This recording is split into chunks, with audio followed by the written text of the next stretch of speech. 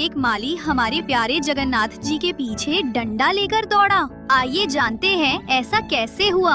एक छोटा बालक केवल 5 साल का अपने माता पिता के साथ पहली बार श्री क्षेत्रपुरी पहुंचा था। उसका नाम गोपाल था। उसकी आंखों में मासूम चमक थी और उसके मन में केवल एक ही विचार घूम रहा था, मेरे सखा जगन्नाथ कहाँ हैं? मैं उनसे मिलने आया हूँ। वो मुझसे मिलेंगे, मेरे साथ खेलेंगे। रास्ते भर वो यही कहता आया था, माँ मेरे सखा जगन्नाथ मंदिर से बाहर आएंगे ना? वो मेरे साथ खेलेंगे ना? माँ मुस्कुराकर कहती, बेटा भगवान मंदिर में रहते हैं, सबको आशीर्वाद देते हैं, वो बाहर नहीं आते। लेकिन गोपाल का बालमन मानने वाला नहीं था। उसे विश्वास था कि उसका सखा जगन्नाथ उससे जरूर मिलने आएगा। जब वो पहली बार जगन्नाथ मंदिर पहुंचा, तो वो भक्तों की भीड़ के बीच खड़ा होकर ऊपर देखने लगा। विशाल रत्न सिंहासन पर बैठे श्री जगन्नाथ, बलभद्र और सुभद्रा के दर्शन करते ही उसकी आंखें भर आईं। वो हाथ जोड़कर बोला, सखा मैं आ गया हूँ, अब बाहर आ जाओ ना, मेरे साथ खेलो। उसके आसपास खड़े लोग मुस्कुरा रहे थे। कोई बोला, अरे बच्चा तो बड़ा प्यारा है, देखो भगवान को सखा बुला रहा है। लेकिन गोपाल को किसी की परवाह नहीं थी। वो द्वार के पास बैठ गया और बोला, जब तक मेरे सखा नहीं आएंगे मैं यहीं बैठा रहूंगा। शाम ढल गई, दीपक जलने लगे, पुरी की गलियां सुनहरी रोशनी में डूब गईं। लेकिन वो छोटा बालक अब भी मंदिर के बाहर बैठा था।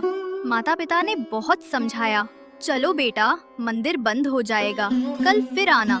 पर गोपाल ने सिर हिलाकर कहा, नहीं, सखा ने कहा था वो आएंगे, मैं यहीं रहूंगा। उसकी आंखों में अब आंसू झिलमिला रहे थे। धीरे धीरे रात उतर आई।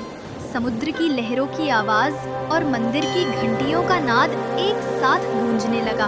तभी अचानक मंदिर के भीतर से एक मधुर ध्वनि उठी। वातावरण में चंदन और तुलसी की गंध फैल गई। गोपाल ने सिर उठाया तो देखा मंदिर के भीतर से एक दिव्य प्रकाश निकल रहा है। वो चमक धीरे धीरे बढ़ी और उसी में से स्वयं श्री जगन्नाथ प्रकट हुए।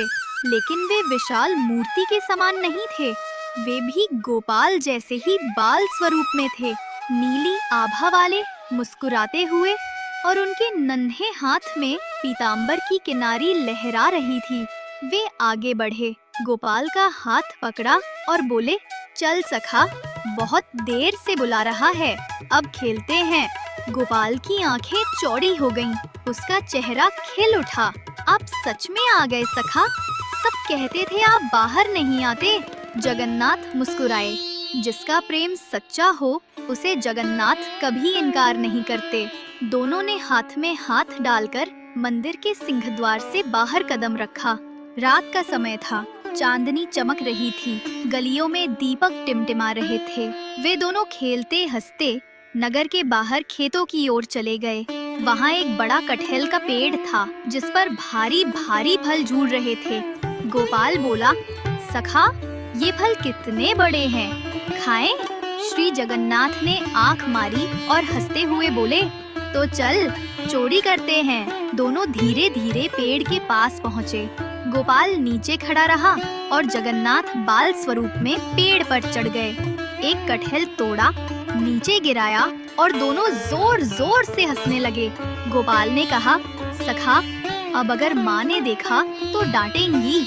जगन्नाथ ने हंसते हुए कहा, अगर माँ डांटेंगी तो मैं बोल दूंगा मैंने दिया है। दोनों पेड़ के नीचे बैठ गए, कटहल के मीठे टुकड़े तोड़े और खाने लगे। गोपाल के होठों पर रस लग गया तो जगन्नाथ ने अपनी छोटी उंगली से पोंछ दिया। उस पल में मानो समय थम गया। केवल बालक और भगवान, दोनों के बीच असीम स्नेह बह रहा था। तभी उस बगीचे का माली उन्हें देख लेता है और डंडा लेकर उनके पीछे पड़ जाता है। वो दोनों भागकर वापस पुरी मंदिर आ जाते हैं। धीरे धीरे रात बीत गई। जब सुबह की किरणें मंदिर की चोटी पर पड़ीं, तब पुजारी मंदिर खोलने आए।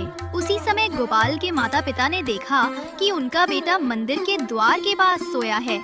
चेहरे पर मुस्कान है और उसके बगल में आधा खाया हुआ कटहल रखा है। वे बोले, बेटा ये कहाँ से आया? गोपाल ने उनींदी आवाज में कहा, सखा जगन्नाथ मेरे साथ खेले थे, उन्होंने कटहल तोड़ा था। माँ ने कहा, बेटा तुमने सपना देखा होगा। तभी मंदिर के पुजारी दौड़ते हुए आए। वे बोले, आज मंदिर में एक अद्भुत बात हुई। श्री जगन्नाथ के श्री विग्रह के हाथों पर कटहल का रस लगा मिला है और मंदिर के बाग से एक कटहल भी गायब है। सब लोग चकित रह गए। गोपाल मुस्कुराया और मंदिर की दिशा में देखा, जैसे कोई अदृश्य सखा वहीं खड़ा मुस्कुरा रहा हो। जिसका प्रेम बालक जैसा निर्मल हो, उससे स्वयं जगन्नाथ